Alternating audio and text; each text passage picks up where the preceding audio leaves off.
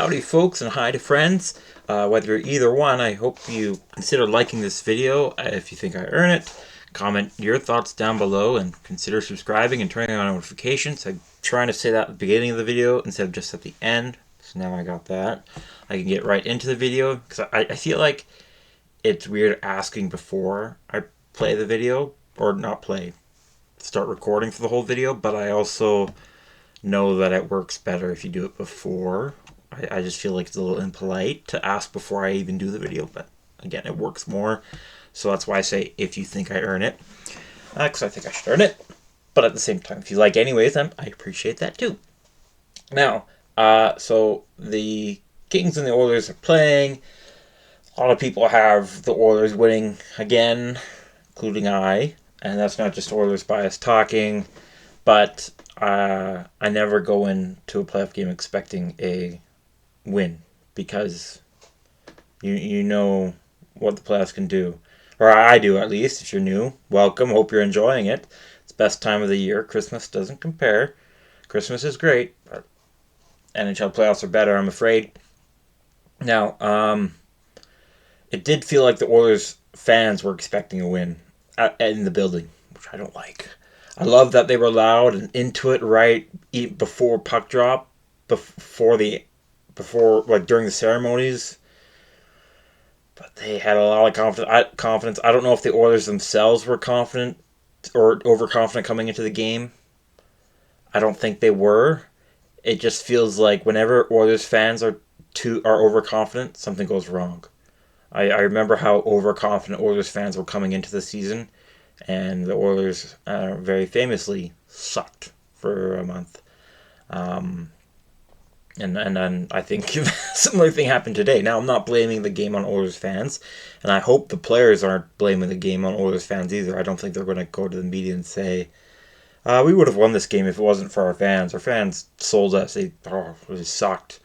They weren't good for us. They're not going to say that. And even if it did affect the game, which I think it did, it's not a big enough reason to blame fans anyways, if you wanted to. But I do kind of wish some Oilers fans would know when is it appropriate to taunt the other goalie, which comes in before the game starts. It's actually during the land agreement preview that they do here in Canada. Everyone starts shouting Talbot mockingly, of course, to the Kings other goalie, because he didn't have a great game the other game.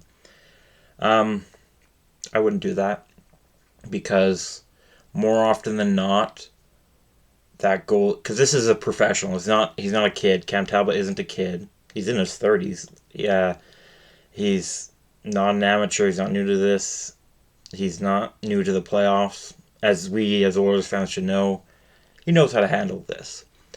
I feel like we were kind of giving him gas. We were giving him fuel to win, and we were giving the Kings fuel to win. Again, I'm not blaming the Oilers fans, but I think it would have been nice if we didn't shout down Talbot.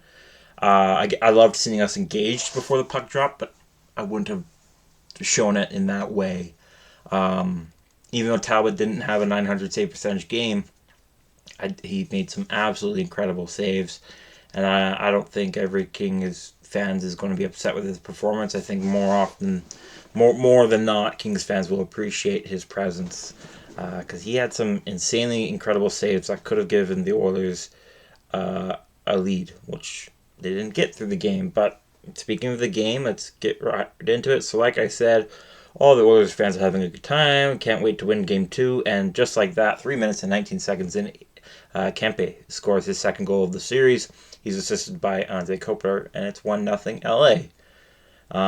Then 3 minutes after, the Oilers have an opportunity to tie it on a power play when Quinton Byfield goes off for tripping Brett Kulak. It was a weak call.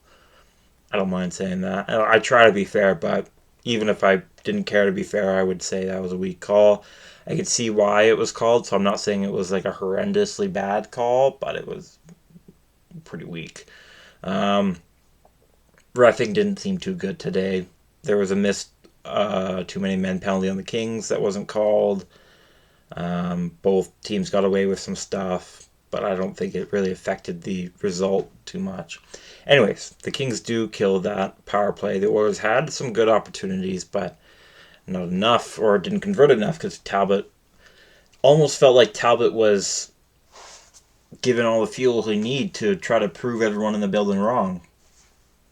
Maybe we shouldn't taunt goalies before they allow a goal or the game starts. Maybe when they're already down, the kind of taunt is used when you kick them when you're down. So I like to say, Oilers fans aren't that bad. They just get a bad rap, because of other people. But I was kind of frustrated with Oilers fans tonight. I know it sounds like I'm blaming them, but and maybe I am subconsciously, but logically, there's no reason to blame Oilers fans for a loss. It's the players, and the players know that. But anyways, I think it would have been nice if we didn't give Talbot encouragement to play better, because he did. He should have allowed a lot more goals than 4 tonight. He did not. He looked amazing. Anyways, the Kings double their lead, make it 2-0. Almost 15 minutes into the first period, when Kempe scores again. He's assisted by Kopitar. Now, there's a common theme between both of these goals. Evan Bouchard, he did not have a good game. Now, I'm not a Bouchard hater. I think Bouchard haters are just maybe contrarian to Bouchard believers. I love Bouchard, but I know he makes mistakes. I am not like a huge obsessive supporter of his that you might see online, but I still love him. Didn't love him today. He made 2 mistakes. I feel like Skinner could have also still had the second goal, but again, Skinner wasn't the main reason that goal happened. It was more Bouchard. It was a weird play too, so it wasn't all Bouchard. It was more weird than Bouchard's fault, but it was still. The other common theme is Kempe and Kopitar.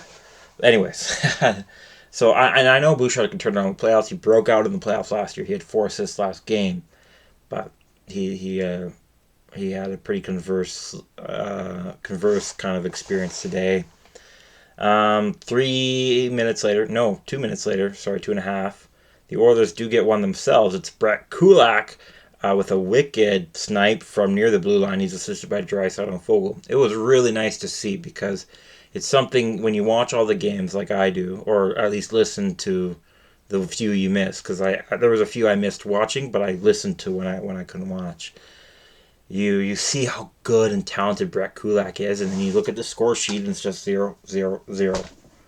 So it was really nice to see him score a goal, and a great goal in the playoffs. Plus, he's a local boy. But guess what happened? The fans start shouting, "Talbot, Talbot, goal." Drew Doughty scores. Because you don't taunt the other team when you're down.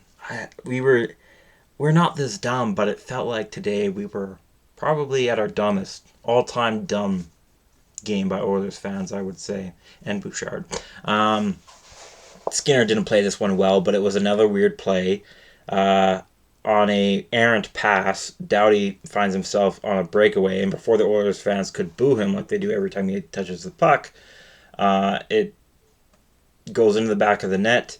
Nuge was right behind him. He had a stick on Doughty's shot, so maybe on Doughty's stick, so maybe Skinner was expecting a higher puck or a higher shot, and Nuge's stick prevented Doughty from elevating the puck. Whatever the case was, Skinner read it wrong. It resulted in a 5-hole goal that, even though it was a breakaway, usually I'll give the goalie benefit of the doubt on a breakaway. And I say this as a guy who loves Skinner. I got a Skinner jersey, big fan of his. That was bad. And we'll talk more about him. But there's lots to talk about in the second period. But first, the first period ended with a 10-7 lead in shots for the Oilers, but a 3-1 lead in goals for the Kings. The second period arrives, and Corey Perry takes a really not good goaltender interference penalty 2 minutes and 16 seconds into the second period. Normally when you see that, when you see a goaltender interference call, maybe the puck was nearby or the other guy was being a little rough, but the guy who got the penalty was still being careless.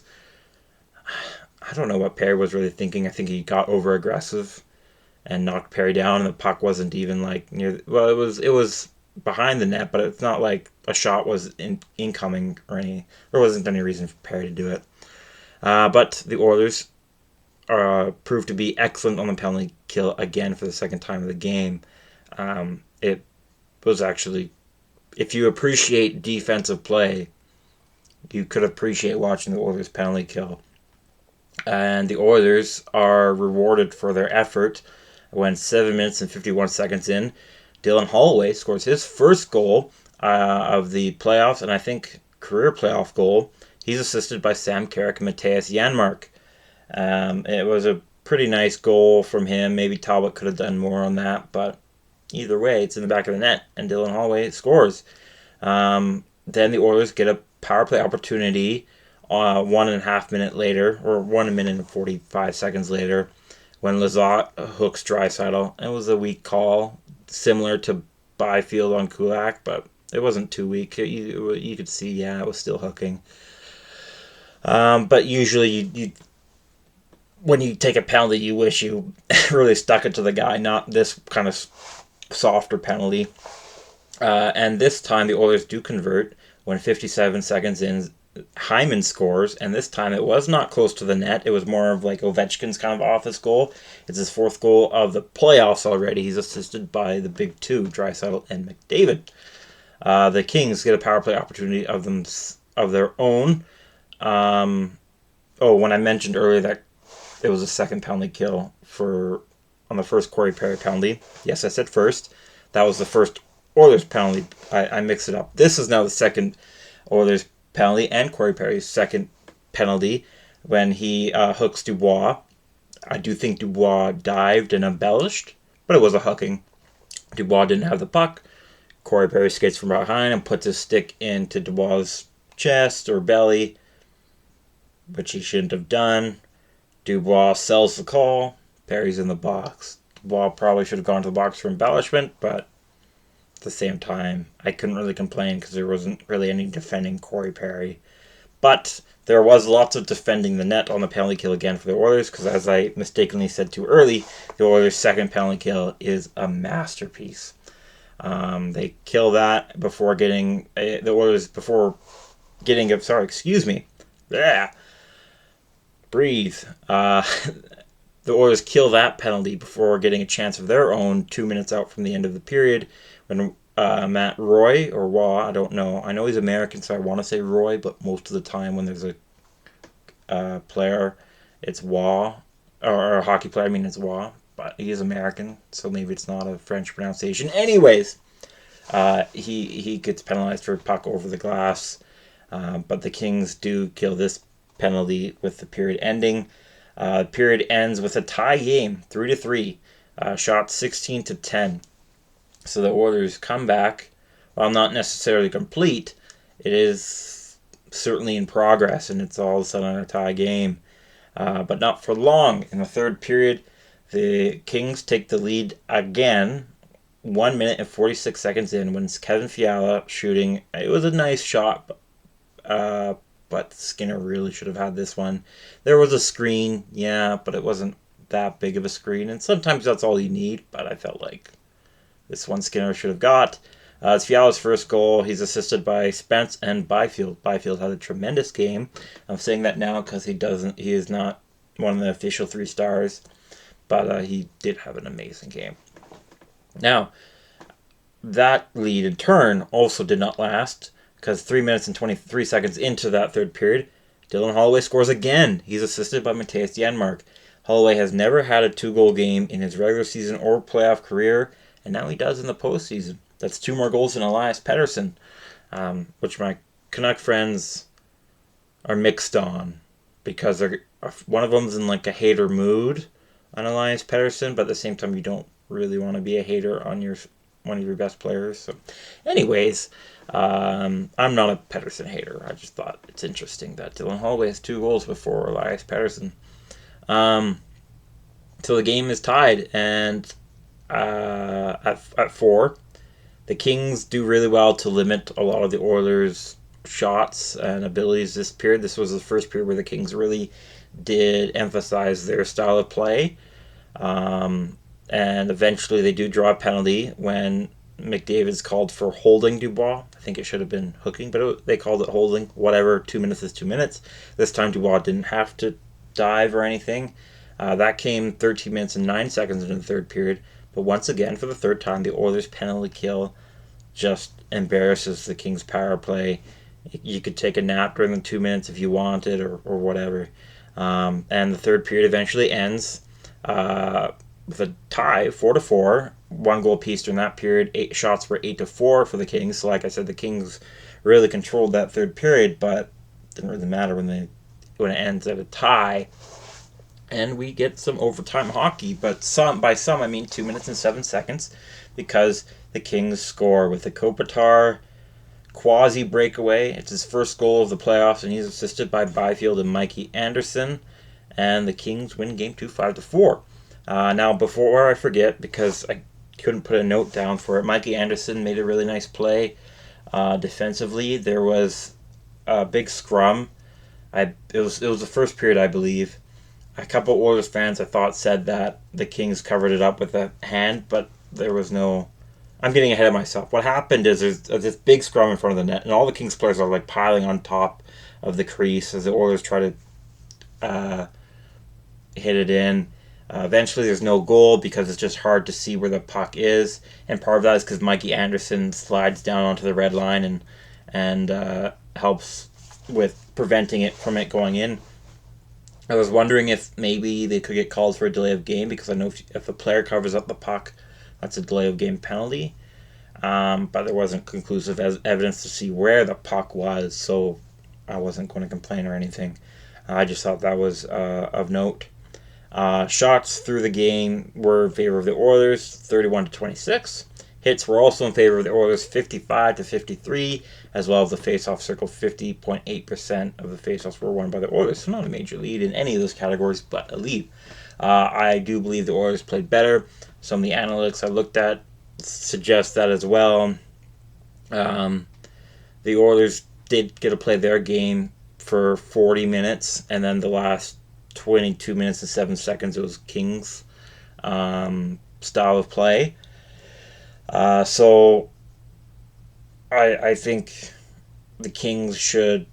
Obviously, they're going to take this as a win because they won. The series is tied going back to California for Game 3 at 1 apiece. They were able to win in this game, but it more had to do with forcing mistakes from the Oilers rather than establishing your own style of play or controlling the game, which isn't always a successful formula, but it can be. Bouchard had quite a few giveaways, as did Kulak. Kulak had a good game, but there was some giveaways on his part. A lot of their goals were the results of mistakes by the Oilers, and the Kings were ready and waiting to pounce on those mistakes and win the game. So as much as the Oilers could control it, they couldn't. It was hard for them to seal things up when they did make a mistake today, and that allowed the Kings to have the lead through the entirety of the game. They had trouble keeping the Oilers from scoring when they had the lead, but when it's in overtime, you don't need to worry about that. Once you have the lead in overtime, the game is over. So there was no way of the Oilers scoring to make a comeback to make it tied again. So again, full credit to the Kings. I think Talbot should get some credit. He was only 27 for 31, so his save percentage is lower than what he looked like, but he had two saves that were definite, should be goals 90% of the time that he robbed, including one of Draisaitl's patented one-timers from the power play, low face-off circle. Excuse me. So I would say pretty good game for Talbot, but of course he'd like better because he didn't have a 900 save percentage. But a lot of goalies will also say, as long as you save more and allow less than the other guy, which Talbot did, because Skinner, he had a pretty bad game, 21 for 26. I would say only one of the 5 goals he allowed were mainly his fault, but at the same time, as a goalie, it's your job to also cover for your other guys. You're to be there ready when your team does inevitably make mistakes. So And Skinner wasn't doing that. He wasn't backing up or bailing the Oilers really at any time. He hasn't done that in the playoffs yet in his career. He showed some flashes last game. He had some really brilliant plays last game. This one he didn't. Um, most of the shots that he saved weren't too bad. There was some high danger shots he saved, but nothing major. So I was pretty disappointed with Skinner today. I was actually kind of mad at Skinner today. Normally I'm like, hey, you know what? It's just take one game at a time, move on. But this one I felt was pretty bad. I hope he'll recover. I kind of wonder. I'm forced to wonder if Skinner knows he has to blame himself as well. Not too much, but a healthy amount, even when it's not your fault. I think he knows that because he looked like he knew that in part of his whole resurgence in the halfway point of the season. But it didn't look like it today. But I'm sure he does. He's a professional. He's a goalie. I trust that he knows that, but it didn't look like it because, again, there isn't one save where I could say, yeah, he bailed us out on that one. He had some good ones, but no bailout saves like other goalies do have. Anyways, so those are my thoughts on the game. But before I close, we'll do the 3 stars. Now, normally I just do Oilers 3 stars, and I am going to do that. But I decided since it's playoffs, I'll also do my actual 3 stars. I don't follow the official 3 stars because sometimes they use storylines to play into their picks. I don't. However, my 3 picks were the exact same as the official picks, though in a slightly different order. My 3rd star of the game was Dylan Holloway. He had 2 goals, was a +2, 3 hits, only 9 minutes and 42 minutes on ice, but in those nearly 10 minutes, you knew when he was on the ice, and it was usually good for the Oilers, or always good, I should say. 2nd star was Kempe. He had the opening 2 goals. It was a +3 with 3 hits, a takeaway, over 21 minutes of time on ice, including 90 seconds on the penalty kill. And the 1st star was Kopitar. He had the game-winning goal with 2 assists. He was a +3 himself, had 4 hits, 2 takeaways, nearly 22 minutes of time on ice, over 2 minutes of shorthanded time on ice, and was 12 for 21 in the face-off circle. So excellent game for those 3. The Oilers 3 stars, as per my usual style, my 3rd star was I wanted to pick a lot of penalty killers because that was our best game. And I wanted to shout out Nuge as one of the stars, but I couldn't put him in there. But I'm shouting him out now because there were some plays that he was really good on.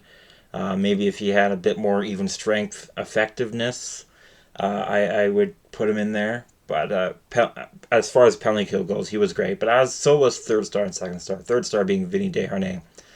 5 hits, 4 blocks in his 18 minutes of time on ice, which included 3 and almost a half minutes of shorthanded time on ice. Him and Ekholm were the main guys carrying the load on the penalty kill, and they were excellent on it, as was Ryan McLeod. Now, he had 2 hits, 1 block, 14 minutes of time on ice, and almost 3 minutes of shorthanded time on ice, as well as 4 for 8 in the faceoff circle. But I saved his takeaways number for last because he had 5 takeaways for Ryan McLeod. Excellent game with the stick today, whether you're looking at the score sheet or the actual game. He also helped develop some short-handed chances, going back to the special teams, because that is what kept the Oilers in it, which is some people use as a criticism, but as long as you're good even strength, which the Oilers were for the most part, it's okay to specialize in special teams. They were 1 for 3 on the power play. They had 8 shots for, 1 shot against. But on the penalty kill, where they were 3 for 3, a lot in due part to McLeod, Desharnais, Nuge, and Ekholm, as well as others, but those 4 mainly, they only allowed 3 shots. On those 3 penalty kills, they only allowed 3 shots, and even had 2 shots for as well. The 1st star for the Oilers is, you can guess, the one Oiler I mentioned in the actual 3 stars, which was Dylan Holloway with his 2 goals and 3 hits. So that's it for now. Tomorrow I'm going to do a kind of a playoff pulse check as I look at all the series and how they're looking right now now that every series has had 2 games played. I'm not sure when exactly I'll get that out, either tomorrow afternoon or evening, but it will be tomorrow, barring some crazy event or whatever. But anyways, those are my thoughts on the game. I'll talk more about the series. Actually, I'll do that now. I was going to talk more about it in the next video, but I'll do that now. So, I want to talk positively for both teams. Starting with the Oilers because they lost, so I'll do the losers first. The Oilers could take positivity that they did technically, in a lot of ways, outplay the Kings in both both games at home, but they were just too many mistakes. Mistakes I don't expect to be repeated too much, but again, assuming that doesn't happen because it can. As for the Kings, they proved that they're not going to get swept. I know some of you may recall that I said the Oilers would win in 4, but if you saw me say that, you also know that I don't expect a sweep because anything can happen in the playoffs. And the Kings do know how to beat the Oilers. When you play the Oilers as much as you have in the last few years, you know how to beat them. But at the same time, the same is true for the Oilers, and they know how to beat the Kings more. But tonight, it was the Kings' victory, thanks to a lot of good play for a lot of players on their team, mainly Kopitar and Kempe. So anyways, that's it for now. Thank you so much for watching this video. I know it might be a little boring when it's just my pretty face and angelic voice, but I will have more other stuff, more analysis, I should say, soon. I have one project I'm really excited for, and you'll see those sooner if you subscribe and turn on notifications. You can also like this video now if you think I've earned it. I have, and please let me know your thoughts down in the comment section below. I'm happy to see them, though I have noticed there is a glitch in YouTube where when you're looking at videos that you created, that sometimes the comments don't always show up, which is unfortunate because I always encourage comments, not just because it's good for the algorithm, but because I like seeing what people have to say. I like meeting people and all that kind of stuff. So that's unfortunate, but hopefully that gets figured out, and hopefully the Oilers figure it out, at least for my sake. Some of you might be Kings fans or just anti-Oilers fans. Either way, I'm happy you're here, whether it's for analysis or white noise, as I like to say, and I hope you have a good rest of your day, night, or wherever you're at. Bye for now.